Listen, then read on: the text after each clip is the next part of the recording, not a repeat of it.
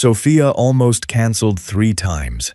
The first time was Tuesday, when she convinced herself the whole idea was ridiculous. A blind date set up by her coworker Dana, who had described the man as successful, tall, and genuinely kind, which in Sophia's experience usually meant arrogant, impatient, and kind only when it benefited him. The second time was Thursday, when she stood in front of her mirror for 20 minutes and decided her navy wrap dress made her look like she was trying too hard, then changed into something else, then changed back, then sat on the edge of her bed, feeling tired of the whole performance before it had even started. The third time was Friday afternoon, 40 minutes before she was supposed to leave, when her mother called from the kitchen in a voice that was a little too slow and a little too confused, asking where the stove knobs had gone. They were right there, where they had always been, and Sophia felt that familiar cold drop in her stomach that had become part of her daily routine since her mother's episode 3 months ago. She couldn't leave her alone, not on a Friday evening. Not when she was having one of her foggy days. So she did the only thing she could do. She called the restaurant, explained the situation to the hostess, and then sat down next to her mother at the kitchen table and said, "You're coming with me tonight, Mama." Evelyn looked up from her tea. "Where are we going? Dinner? With who?" Sophia paused. "Someone I haven't met yet." The restaurant was called Verona. It sat on the 12th floor of a building in the Gold Coast neighborhood, all soft lighting and dark wood, and the kind of quiet that expensive places cultivate deliberately. Sophia had never eaten there. She had walked past it twice and never thought it was meant for her. She arrived 7 minutes late with her mother on her arm, and the hostess smiled like this was completely normal and walked them to a corner table where a man was already standing. He was tall. That part was accurate. Dark hair, sharp jaw, wearing a charcoal jacket over a black shirt, no tie. He looked like the kind of person who was used to rooms adjusting to him rather than the other way around. Sophia opened her mouth before she fully reached the table. "I'm so sorry. I know this is completely not what you expected, and I completely understand if this is weird, but I couldn't leave her alone tonight. And I didn't have anyone else, and I should have called ahead. Well, I called the restaurant, but I should have called you directly, and I don't even have your number yet, which is a whole other issue. Sophia." She stopped. The man smiled. It was a calm smile, not the strained, polite kind she had braced herself for. "I'm Adrian." He turned to her mother. "And you must be her mother. Please, sit down. I already asked them to bring a third setting." Evelyn studied him for a moment, with the sharp look she still had on her good days. "You don't seem surprised. Dana warned me Sophia might try to cancel," he said simply. "I'm glad she didn't." Sophia sat down, feeling completely off balance in a way she hadn't anticipated. Dinner moved in a direction she hadn't expected from the first minute. Adrian didn't perform. That was the only word she could find for it later, when she tried to explain the evening to Dana over the phone. Most men on a first date performed. They talked about themselves in careful, curated ways. They laughed a little too loudly. They asked questions, while clearly waiting for their turn to speak again. Adrian just talked. He asked Evelyn about her life with genuine interest, listened when she answered, remembered details and followed up on them. When Evelyn mentioned she used to love cooking, he asked what dishes, and they spent 10 minutes discussing the specific technique for getting a proper crust on cornbread. Sophia mostly watched. It was a strange feeling, being on a date where you were almost unnecessary. But it wasn't a bad feeling. It was more like watching someone reveal their character without realizing they were being observed. At one point, Evelyn laughed at something Adrian said, a real laugh, and Sophia looked at her mother's face and felt something loosen in her chest that had been tight for 3 months. The food was extraordinary. Adrian ordered for the table after asking what they didn't eat, and everything arrived in the right order at the right pace, and at no point did Sophia feel like a problem that needed to be managed. She was just a person, eating dinner. It was near the end of the evening, when the dessert plates had been cleared and Evelyn was telling a long story about a bus driver she had once known in the neighborhood she grew up in, that Sophia noticed something change in Adrian's face. It was subtle. Most people would have missed it. But she was watching him closely by that point, and she saw the exact moment something shifted behind his eyes. Evelyn had just described the diner where she used to work. A roadside place outside the city, she said. Nothing fancy, just good food and people who needed somewhere warm to sit. And something in Adrian's expression went very still. Not uncomfortable, not bored, still, like a man who had just heard something that mattered and was being careful not to show it yet. "What was the name of the diner?" he asked. His voice was light, easy. But Sophia noticed he had set down his coffee cup. Evelyn thought for a moment. "Millie's, out on Route 14. It's been closed for years." Adrian nodded slowly. "Good food?" he asked. "Honest food," Evelyn said. "That's what we always called it." He smiled at that, but his eyes were somewhere else entirely. On the drive home, with Evelyn asleep in the passenger seat, Sophia kept thinking about that moment, about the way Adrian had gone quiet, about the careful, measured way he had asked a question that sounded casual but didn't feel casual at all. She didn't know what it meant, but she had the distinct feeling that something had started at that dinner table that none of them fully understood yet. Adrian didn't sleep that night. He lay in his apartment on the 43rd floor, staring at the ceiling while the city hummed quietly below him, and he kept hearing the same two words on a loop. Millie's, Route 14. He hadn't thought about that place in years. Not because the memory was painful, it wasn't, exactly, but because he had built so much distance between the person he was now and the 17-year-old boy who used to sit at that counter, that it sometimes felt like two separate lives belonging to two separate people. He got up at 2:30, poured himself a glass of water, and stood by the window looking at the lights. He had been 17 when his father died. No savings, no family nearby. His older brother had left for the West Coast 2 years earlier and had his own problems, and Adrian had aged out of any real support system almost immediately. He finished high school sleeping on a friend's couch and working part-time at a gas station that paid him mostly in cash and sometimes shorted his hours. There was a period of about 4 months, between November and March of that year, when food was a genuine problem, not a figure of speech. An actual daily problem. He remembered calculating meals, 1 in the morning if he had something, nothing at midday, whatever he could manage in the evening. He learned which grocery stores restocked their discount sections, and when. He learned how to make a small thing last. And then he found Millie's. It was a 20-minute walk from where he was staying at the time, a squat building on Route 14 with a hand-painted sign and 6 booths inside and counter seating for 8. The coffee was 75 cents, and they never rushed you. He started going on cold mornings, just to get warm, nursing a cup for as long as he could make it last. He never asked for anything he couldn't pay for. He never had to. The woman behind the counter, he never learned her name. She was just the woman with the kind eyes and the sensible shoes. Started adding things to his orders without mentioning it. A plate of eggs with his coffee. A bowl of soup he hadn't asked for. Cornbread wrapped in foil pushed across the counter with a look that made it clear she wasn't interested in discussing it. He tried to refuse once. She gave him a look that ended the conversation. He went back every week through that whole winter.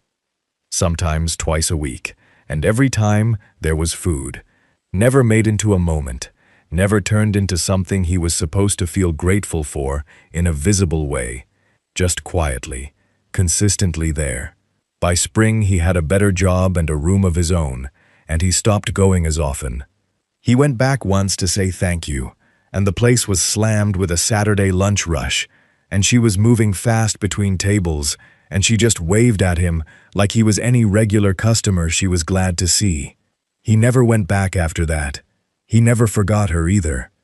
By 6 in the morning, he was already in his office. He wasn't a man who kept much from his past. He didn't romanticize where he had come from. He understood it, and he used it. But he didn't decorate it. The office reflected who he was now. Clean lines, good materials, nothing unnecessary. But there was a drawer in his desk that held a few things from before. A photograph of his father, a folded letter from his brother, years old, a transit card he couldn't explain keeping, and at the bottom, tucked inside a plain envelope, a small collection of receipts and papers from that period of his life. Things he had held on to without entirely knowing why. He found it in less than a minute. A faded receipt, the ink nearly gone, from a diner on Route 14. The name at the top was printed in small block letters, Millie's Home Kitchen. He sat with it in his hand for a long time. The voice, the way she told a story, the specific word she had used. Honest food, not good food, not great food, honest food. Exactly the way he remembered it being described to him once, years ago, at that same counter. It could be a coincidence. He was a man who had built his entire career on not trusting coincidences. He pulled up what he could through straightforward channels, old business records, local directories from the late 90s, a community newspaper archive he found through a library database. It took him 2 hours. Evelyn Marchetti, former employee of Millie's Home Kitchen, Route 14, listed in a 2001 community feature about the diner closing. The article described her as having worked there for 11 years. The photograph was small and grainy, but enough. Adrian sat back in his chair. He looked at the receipt in his hand, then at the screen, then out the window at the morning sky, going pale blue over the city. He was not a person who got emotional easily. He had learned a long time ago to keep feeling and thinking in separate rooms, and to make sure thinking was always the one running the house. But something moved in him at that moment. Something old and quiet that didn't have a clean name. The woman who had fed him through the worst winter of his life was sitting in his city right now, drinking her morning tea, with no idea that the man her daughter had gone on a date with last night owed her more than he could calculate. He picked up his phone. Not to call Sophia.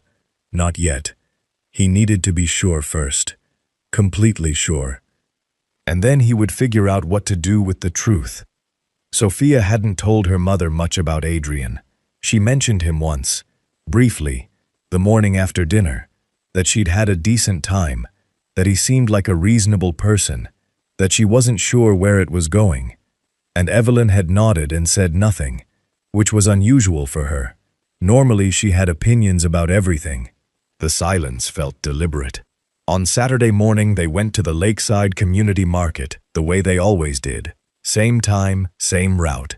The canvas bags folded under Sophia's arm, and Evelyn in her comfortable shoes, and the light cardigan she wore, regardless of the temperature.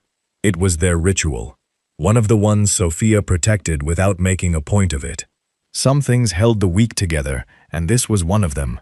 The market ran along a stretch of the lakefront, maybe 40 vendors in a loose arrangement. Produce, bread, honey, handmade things, a stall that sold 3 types of soup every week that Evelyn considered the main event. They moved through it slowly. Evelyn liked to look before she bought. Sophia liked watching her mother move through the world on a good day. It was a good day. She saw him before he saw her. Adrian was standing near the coffee cart at the far end of the market, holding a paper cup, reading something on his phone, with the kind of focus that meant he wasn't really registering where he was. He was wearing a gray t-shirt and dark jeans. Nothing like the charcoal jacket from Friday, and he looked different in daylight, less composed, more like a person.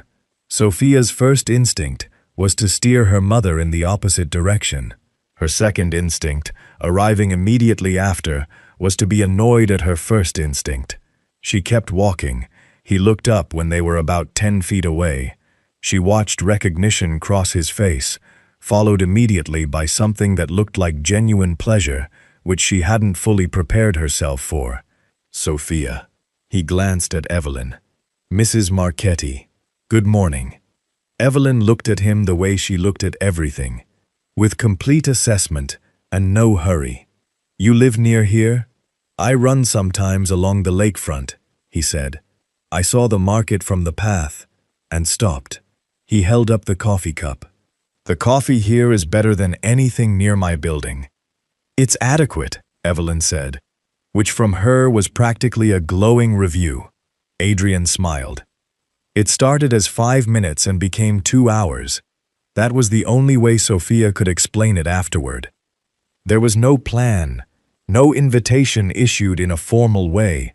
Adrian simply fell into step beside them when they moved to the next stall, and nobody told him not to. And at some point, they were all three moving through the market together, like it was something they had done before. He carried the bags without asking. He listened when Evelyn interrogated the bread vendor about his flour source. He tried the soup, the one Evelyn endorsed, and said it reminded him of something from a long time ago, though he didn't say what. Sophia noticed that he didn't talk about himself much. Most men she had spent time with filled silences with information about their own lives, their work, their opinions. Adrian asked questions and then actually waited for the answers. She noticed other things too, things she catalogued in the back of her mind without meaning to. The way he positioned himself on Evelyn's other side when the path got crowded, without making it obvious. The way he checked his phone only once in 2 hours. The way he laughed, not performed laughter, not the kind calculated to land at the right moment, just a real response when something was actually funny. She filed them all away and told herself she was being observant, not interested. They stopped for coffee, real coffee this time, at a small table outside a bakery at the edge of the market, and Evelyn, without any visible transition, began talking about her past. This happened sometimes. On her good days, Evelyn's memory was a river with no particular banks. It moved wherever it wanted to, and you followed it. She talked about the apartment she had lived in as a young woman.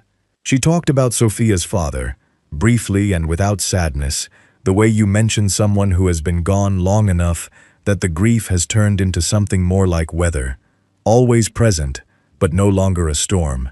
And then, smoothly and without any particular reason, she started talking about the diner.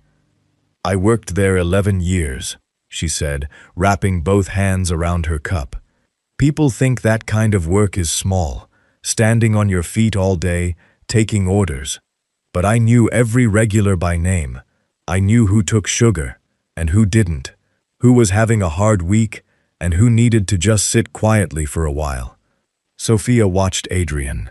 She had gotten better at watching him over the course of the morning, at catching the things that moved briefly across his face before he brought it back to neutral.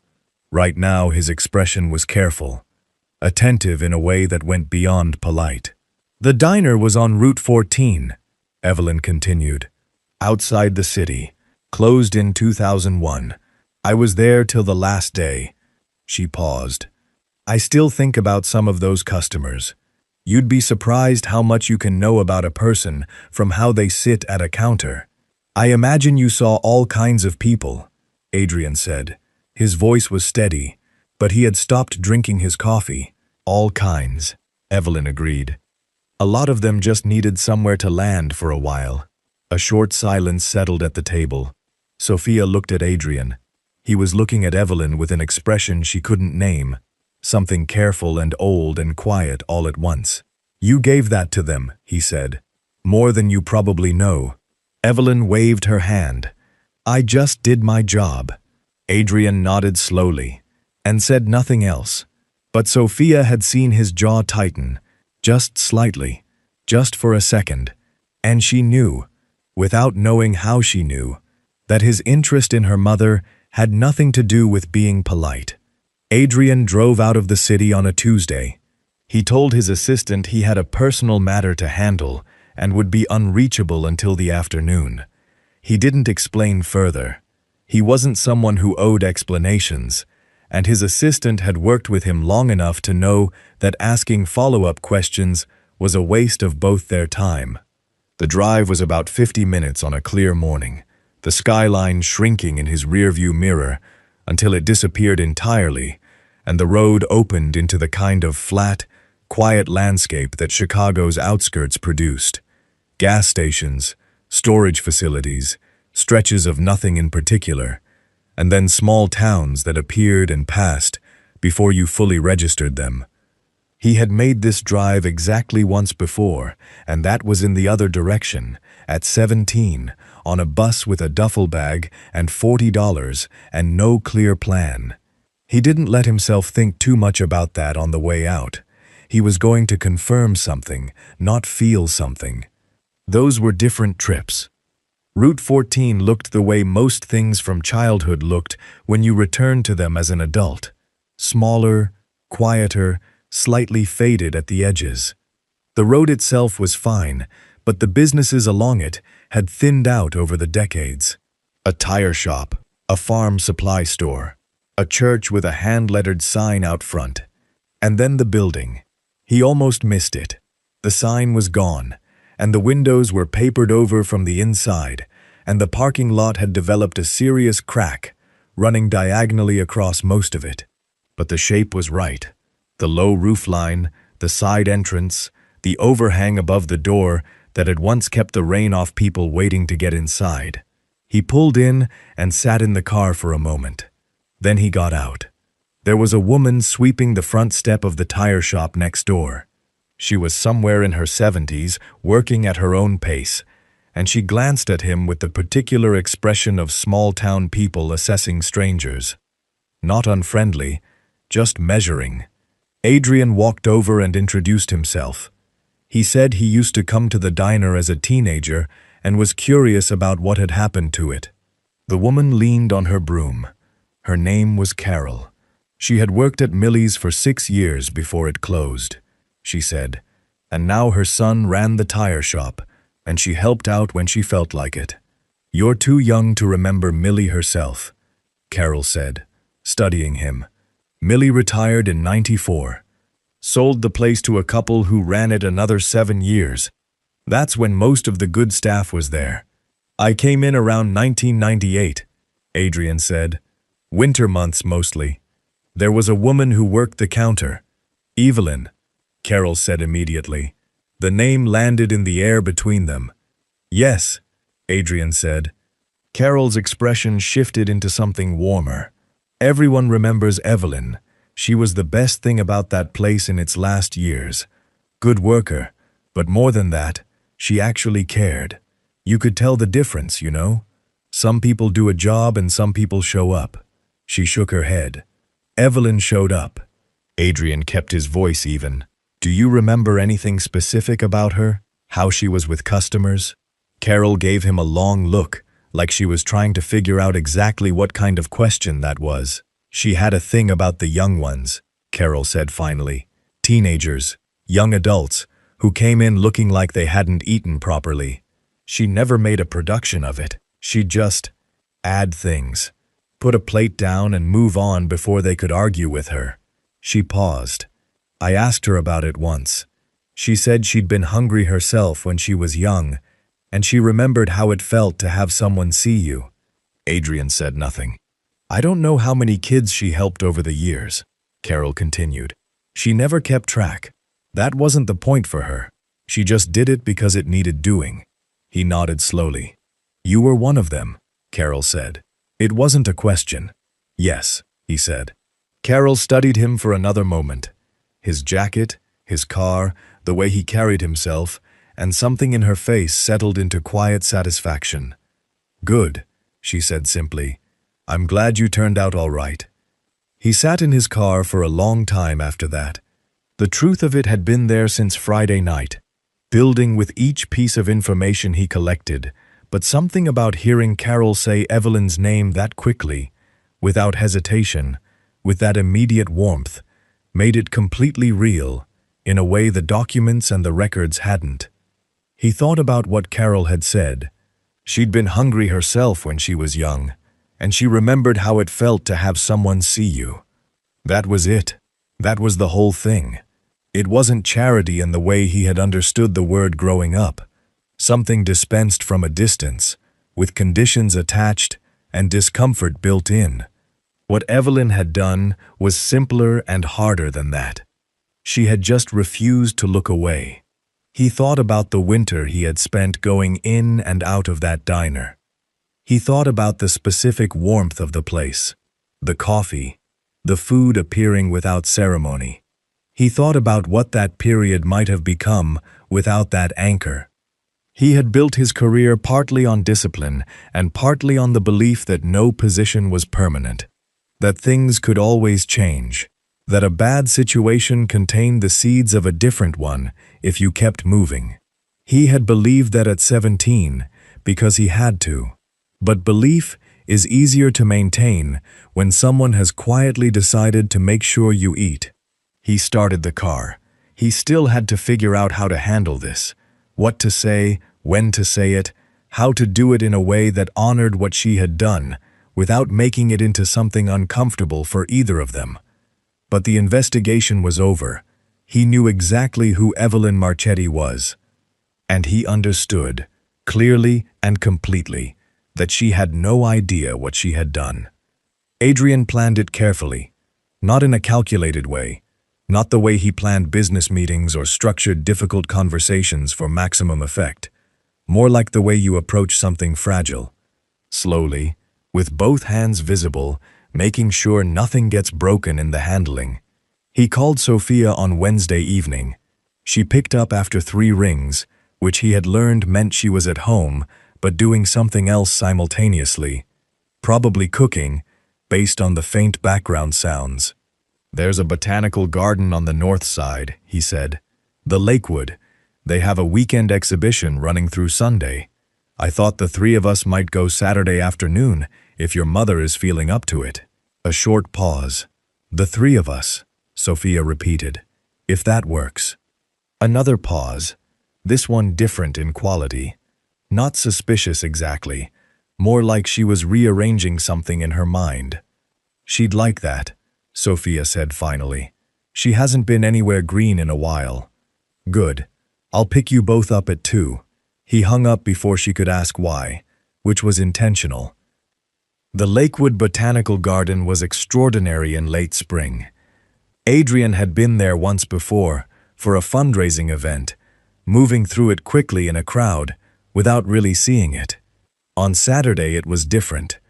The weekend foot traffic was light, the paths were wide and unhurried, and everything was in full color. Roses in long, formal rows. A section of wildflowers that looked accidental, but wasn't.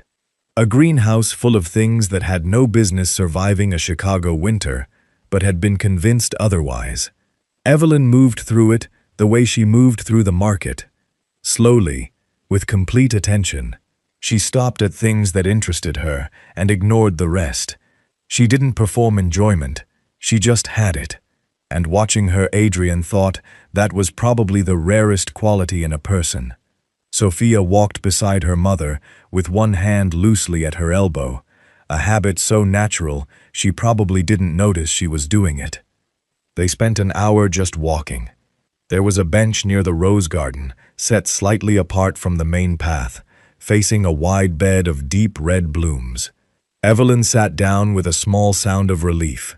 Her feet, she said, were making their opinions known, and Sophia sat beside her. Adrian remained standing for a moment. Then he sat on the bench across from them, leaned forward with his elbows on his knees, and looked at Evelyn directly. "I need to tell you something," he said. "I've been trying to figure out the right way to say it for about a week, and I haven't found one, so I'm just going to say it plainly." Evelyn looked at him without expression. Sophia went very still. "In the winter of 1998, he began. I was 17 years old, and I was in a bad situation. My father had died. I had very little money, and there were months where eating regularly was something I had to plan around rather than take for granted." He paused. "I used to walk to a diner on Route 14, Millie's. I went for the coffee because it was cheap and the place was warm, and there was a woman who worked the counter who used to put food in front of me without asking, without making a moment of it, and without ever once making me feel like I was being helped." The garden was quiet around them. Evelyn's face had changed. The assessment was gone, and something softer had taken its place. Not quite recognition, more like the beginning of it. "That was you," Adrian said. "I'm sure of it now. I've confirmed it through other people who worked there. I know it was you." Evelyn stared at him. "I don't know if you remember me specifically," he said. "I don't expect you to. From what I understand, you did this for a number of people without keeping any record of it. But I remember you, and I've wanted to say thank you for 25 years without knowing who to say it to." The silence that followed was the kind that fills itself. Evelyn's eyes had gone bright. She wasn't a woman who cried easily.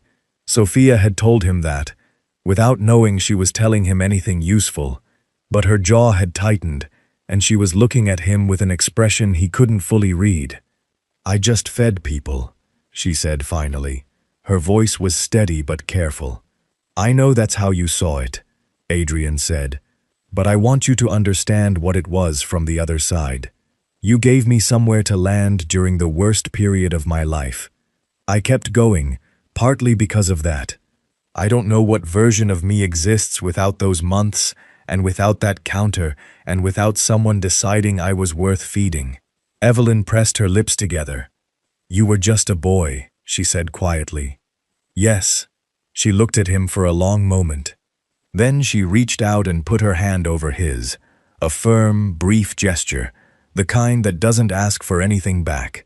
"I'm glad you're all right," she said. It was almost exactly what Carol had said outside the tire shop.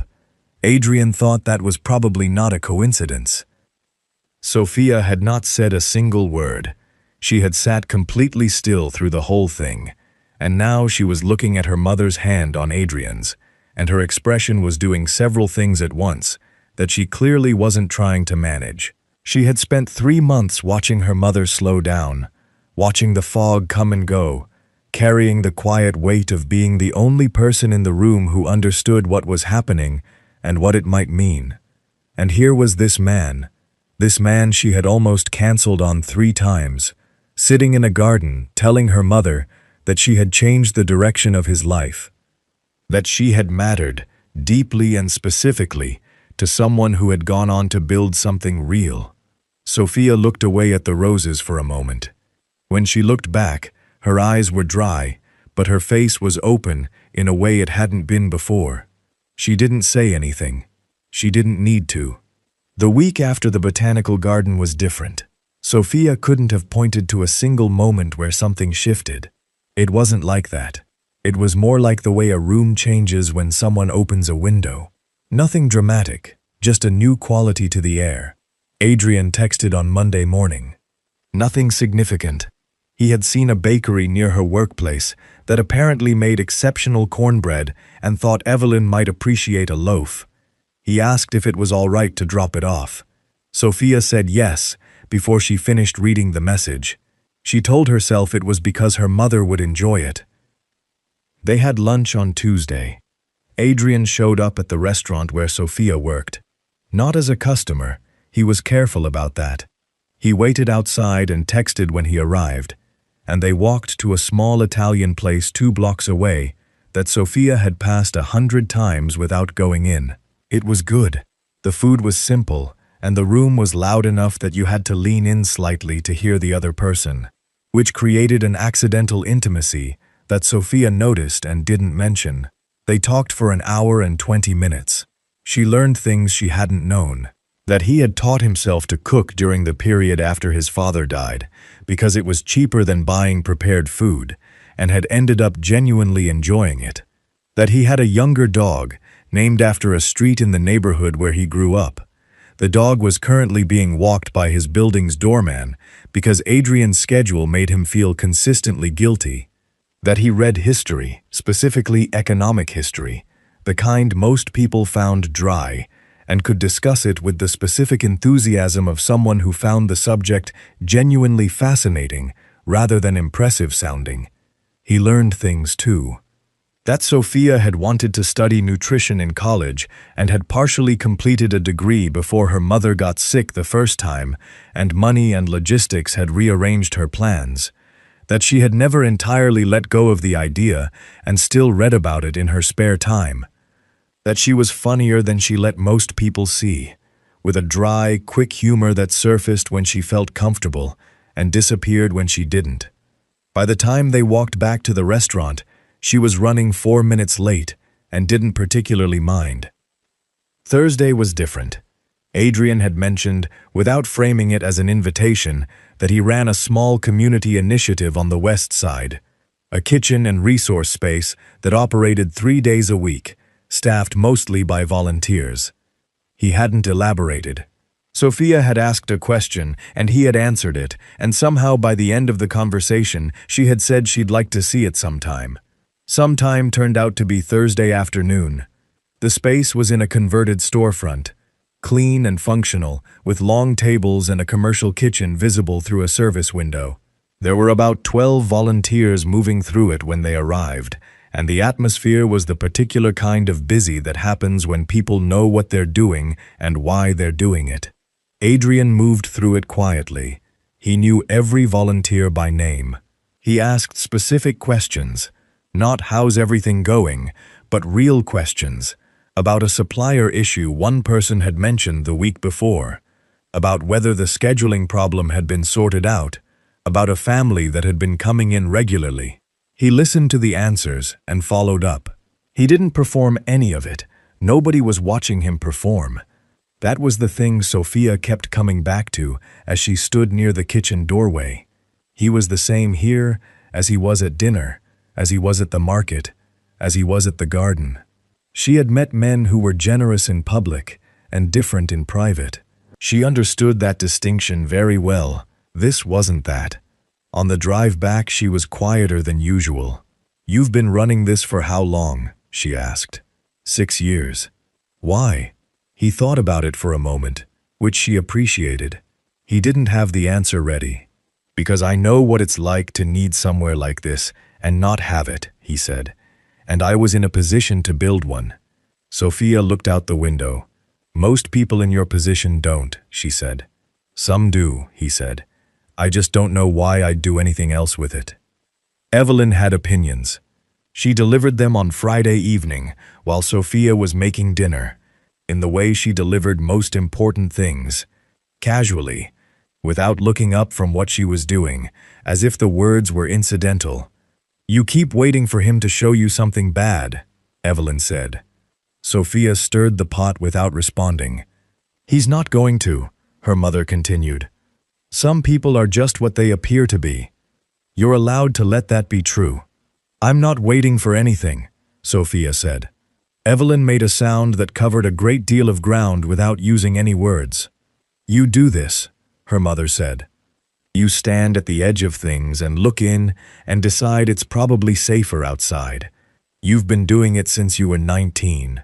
Mama, I'm just describing what I see." Sophia put the spoon down and turned around. Her mother was sitting at the kitchen table, looking at her with that calm, unarguable expression she had perfected over 67 years. "He's a good man," Evelyn said simply. "And you like him. Those two things are allowed to be enough to start with." Sophia picked up the spoon again. She didn't agree out loud, but she didn't disagree either, which her mother understood perfectly and chose not to push further. That same evening, on the other side of the city, Adrian sat with his dog on the couch and thought about the way Sophia had looked at him in the community kitchen. Not impressed, not performing being impressed. Just seeing him, he realized, sitting there in the quiet, that he had been waiting for that without knowing it, and that it mattered to him considerably more than he had expected. It started with a conversation Sophia wasn't supposed to hear. She was at work on Wednesday, clearing a table near the private dining area at the back of the restaurant, when two women at the adjacent booth started talking. They weren't being particularly quiet. One of them worked at a firm that apparently had dealings with Adrian's company, and she was telling the other about him in the way people talk about figures they find fascinating but have never actually met. Sophia kept her head down and kept working. "He's incredibly generous," the woman said.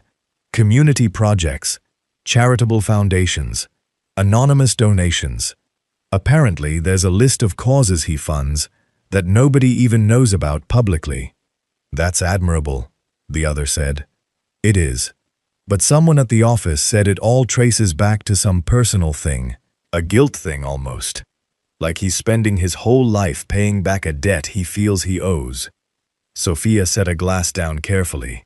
"To who?" the other woman asked. "Nobody knows specifically, just that something happened when he was young, and it drives everything he does." The conversation moved on to something else. Sophia picked up her tray and walked back to the kitchen and stood at the counter for a moment, doing nothing. The thought, once it arrived, was difficult to move. She turned it over through the rest of her shift, through the walk home, through dinner with her mother, and it was still there when she was lying in bed at 11 o'clock, staring at the ceiling. What if everything Adrian had done, the dinners, the market, the garden, the lunches, the way he looked at her mother, was about Evelyn? What if his interest in Sophia was simply the most direct way to stay close to the woman he felt he owed his life to? It wasn't a cruel reading of him. She wasn't trying to make him a villain, but she had spent enough years watching people's motivations quietly from a distance to know that good people could do things for complicated reasons, and that being the incidental beneficiary of someone's gratitude was a particular kind of painful that she wanted no part of. She had spent most of her adult life making sure she wasn't a burden to anyone. Becoming someone's obligation, even a kind and well-intentioned one, was not something she was willing to do. She pulled back slowly enough that she hoped he wouldn't notice. She was busy when he texted Thursday morning, genuinely busy, a difficult double shift, but she didn't suggest an alternative time. When he mentioned the following weekend, she said she'd have to see, which was the kind of answer that meant no, but avoided saying it. She told herself she was being sensible. Her mother noticed by Friday. "You're quiet," Evelyn said at breakfast. "I'm always quiet in the morning, not this quiet." Sophia drank her coffee and didn't answer. Evelyn didn't push, which somehow made it worse. Adrian noticed by Friday afternoon. He sat with it over the weekend without acting on it, which was his way. He didn't move on incomplete information. But by Monday, it was clear that something had changed and that waiting for it to correct itself wasn't a strategy. He texted on Monday evening, "I'd like to see you. Riverwalk, tomorrow evening if you can. Just to talk." Sophia stared at the message for a long time. She typed 3 different responses and deleted them all. Then she typed, "Okay, 7 o'clock." The river walk was quiet on Tuesday evening, the kind of quiet that a city produces unexpectedly sometimes. The water moving slowly, the lights just coming on, most of the daytime crowd already gone. They walked for a few minutes without talking, which should have been uncomfortable and wasn't. Adrian stopped near a section of railing overlooking the river and turned to face her. "Something shifted," he said. "I'd rather you tell me what it is than spend another week trying to figure it out." Sophia looked at the water. "I heard something at work," she said. "About you. About the charitable work and what drives it." She paused. "Someone described it as a debt, something personal from your past that you've spent your whole life paying back." Adrian said nothing, and I started thinking, she continued, about the timing of everything. Meeting my mother, finding out who she was, and then suddenly being very present in our lives. She turned to look at him. I need to ask you directly. Is your interest in me connected to what my mother did for you? The question sat between them in the evening air. Adrian looked at her for a moment. Then he looked at the river. I'm going to be honest with you, he said. Finding out who your mother was, that mattered to me enormously. She did something for me that I've carried for 25 years. That's real, and I won't pretend it isn't. Sophia felt the thing she had been bracing for begin to settle. But, he said, and his voice was different now, quieter and more deliberate, like a man choosing each word because the wrong one would cost him something. I need you to understand the difference between why I came back to your dinner table and why I'm standing here right now. He turned to face her fully. I came back because of your mother. I kept coming back because of you. Those are not the same thing, and I won't let you collapse them into one, because it's easier to doubt me than to believe me. Sophia said nothing. You make me pay attention, he said. The way you move through a room. The way you watch things before you decide what you think about them. The way you love your mother without making her feel looked after. I noticed all of that before I knew anything about Millie's or Route 14. She looked at him. He looked back. I'm not asking you to trust me because I said so, he said. I'm asking you to stay and watch. Sophia turned back to the river. The water was dark and steady, and moved without any urgency in either direction. Okay, she said quietly. It was a small word, but she meant it completely. The gala had been on Adrian's calendar for 4 months. It was the kind of event that existed at the intersection of business and visibility. A fundraising dinner for a hospital foundation, attended by the people whose names appeared on buildings and whose handshakes carried weight. Being present mattered. Being absent was noticed. His team had confirmed his table twice. His assistant had arranged the car, and 3 separate people had mentioned in passing over the past 2 weeks that they were looking forward to seeing him there. He had a new jacket for it and everything. The call came on Thursday morning. Not from Sophia, from Evelyn's doctor's office. A reminder about Friday's follow-up appointment. A routine call, except that the coordinator mentioned they had moved the time slot to 11 in the morning due to a scheduling conflict on the doctor's end, and that it was important Evelyn not miss it, given the results they were still monitoring. Adrian had the appointment details because Sophia had mentioned it 2 weeks ago in passing, the way she mentioned most things related to her mother, factually, without asking for anything. He sent her a text. I saw the appointment got moved to Friday morning. Do you have transportation sorted? Her reply came 40 minutes later. Working on it. My usual coverage fell through. I'll figure something out. He knew what figure something out meant for Sophia. It meant she would handle it alone without complaint and be exhausted by the time it was over. He put his phone down and picked it up again 30 seconds later. The gala was Friday evening. The appointment was Friday morning. On paper, they didn't conflict. There were hours between them. Enough time to manage both if everything ran smoothly. But Sophia worked a morning shift on Fridays, and her coverage had fallen through, and getting Evelyn to the medical center by 11 required leaving the house by 10 at the latest and navigating a part of the city where parking was its own project. He ran through it once in his head. Then he called his assistant. The gala tomorrow evening, he said. I need to send my apologies. Please arrange a suitable donation to the foundation and a personal note to the chair, explaining a family matter came up. A brief pause on the other end. Of course, his assistant said.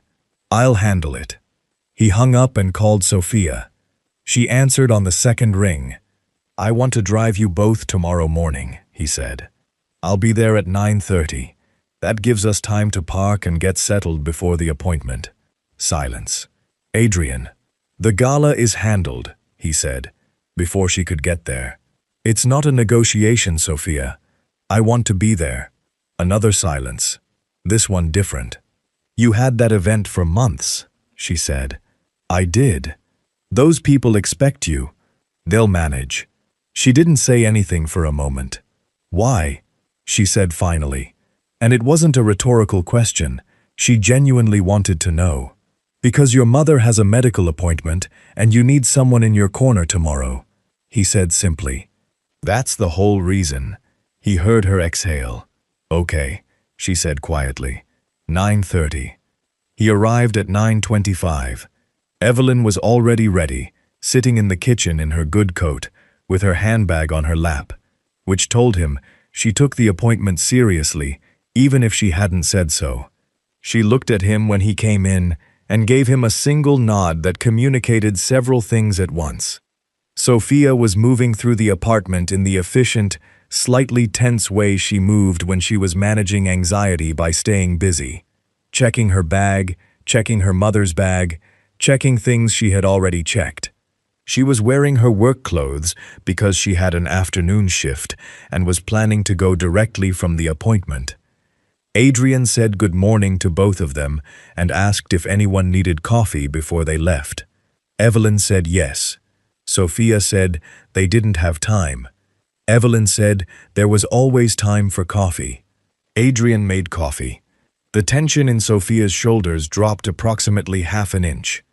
The medical center was on the north side, a clean, modern building with good signage, and the particular atmosphere of a place that took itself seriously without being cold about it.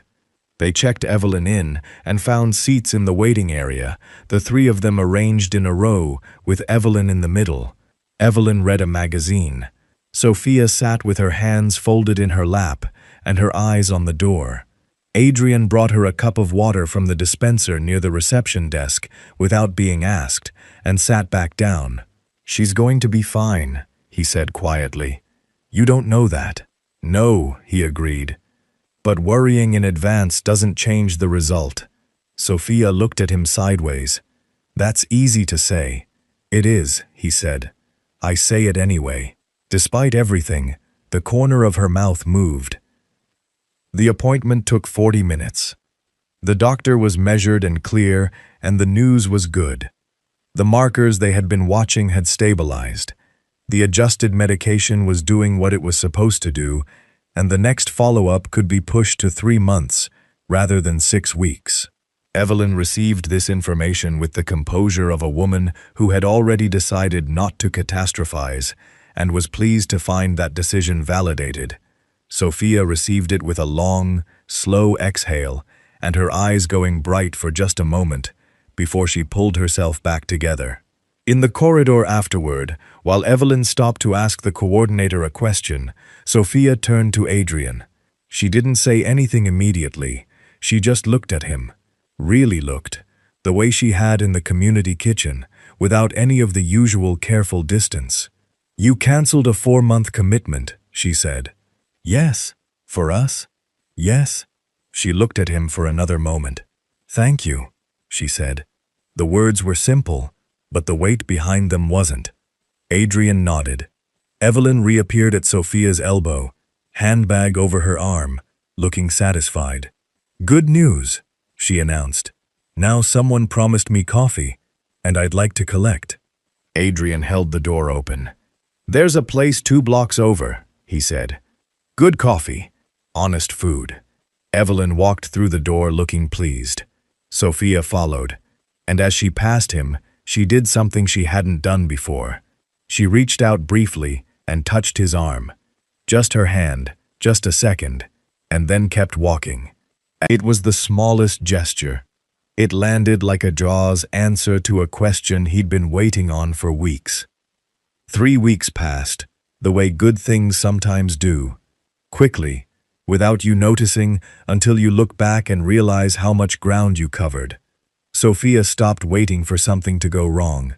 It happened gradually, the way most honest changes happen, without a clear moment she could point to. One day, she was still carrying the habit of bracing herself for the withdrawn text, the canceled plan, the version of Adrian that would eventually appear and make more sense of the situation. And then one day she wasn't. She had simply run out of evidence to support the fear, and her mind, practical as it was, had quietly let it go. Her mother noticed first. She always did. "You look different," Evelyn said one morning at breakfast. "I look exactly the same," Sophia said.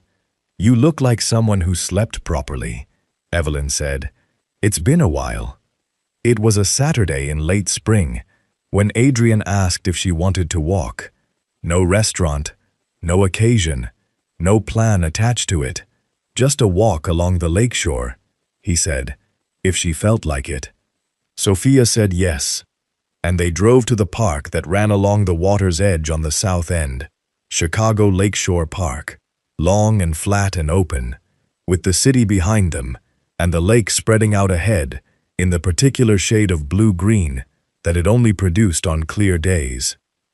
They walked for almost an hour before either of them said anything meaningful. That was one of the things she had come to understand about being with him. Silence didn't need filling. He wasn't uncomfortable in it, and neither, she had discovered, was she, when the silence was the right kind. They stopped at a stretch of railing near the water.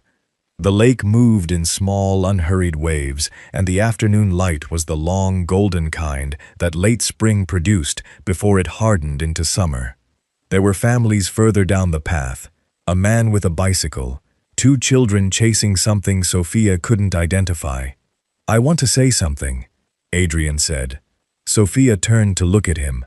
He was facing the water, his forearms resting on the railing, and he had the expression she had come to recognize as the one that meant he was choosing his words carefully, not performing it, just being precise, because the thing he was trying to say mattered to him.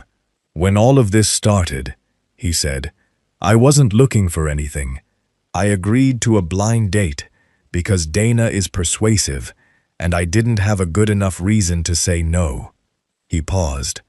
"And then you walked into that restaurant with your mother and apologized before you even sat down, and I thought, this is a person who loves someone more than she's worried about how she looks doing it." Sophia said nothing. "I've been around a lot of people who manage their image carefully," he continued, "who calculate how they're seen. You walked in carrying something real, and you didn't try to hide it. And that was—" He stopped. "I noticed it immediately, before any of the rest of it." The lake moved. "I'm not telling you this because I want something back," he said. "I'm telling you because you deserve to know exactly where I stand. I want a future with you. A real one, built slowly, however long that takes." He turned to look at her then. "I'm not going anywhere." Sophia looked at the water for a moment. She thought about the woman she had been 3 months ago, the one who had almost canceled this into non-existence 3 times, who had stood in front of a mirror in a navy dress, feeling tired before anything had even started. The one who had spent so long being careful that she had nearly managed herself out of something real. She thought about what her mother had said at the kitchen table. You stand at the edge of things and look in and decide it's probably safer outside. She thought about the restaurant, the market, the garden, the riverwalk and what he had said there, the hospital corridor and his hand offering her a cup of water before she knew she needed one. The way he had looked at her mother, with 25 years of quiet gratitude in his face, and said it plainly, without dressing it up. She had been watching him for months. She knew what she had seen. "I spent a long time," she said slowly, "convincing myself that the sensible thing was to expect less. From situations. From people." She kept her eyes on the water. "It felt like protecting myself. But I think I was just—" She paused. "I think I was just getting very good at being alone and calling it independence." Adrian waited. She turned to face him. "I don't want to do that anymore," she said. "I'm done talking myself out of things." The moment that followed was quiet and complete. He reached out and she let him take her hand, and they stood at the railing with the lake moving in front of them and the city at their backs, and neither of them felt the need to say anything else for a while. Evelyn was on a bench 40 yards down the path. She had insisted on coming. Her feet were fine, she said. She didn't need managing. And she had walked with them for the first 30 minutes before announcing she wanted to sit and look at the water, and they should go on without her. Sophia had given her a look. Evelyn had returned it with complete innocence. Now she sat with her hands folded over her handbag, watching the two of them at the railing from a comfortable distance. She couldn't hear what they were saying. She didn't need to. She could see it in the way they were standing, the particular quality of two people who had stopped being careful around each other. She had waited a long time to see her daughter stand like that, unheld by anything, open, present in something good, without one foot already pointing toward the exit.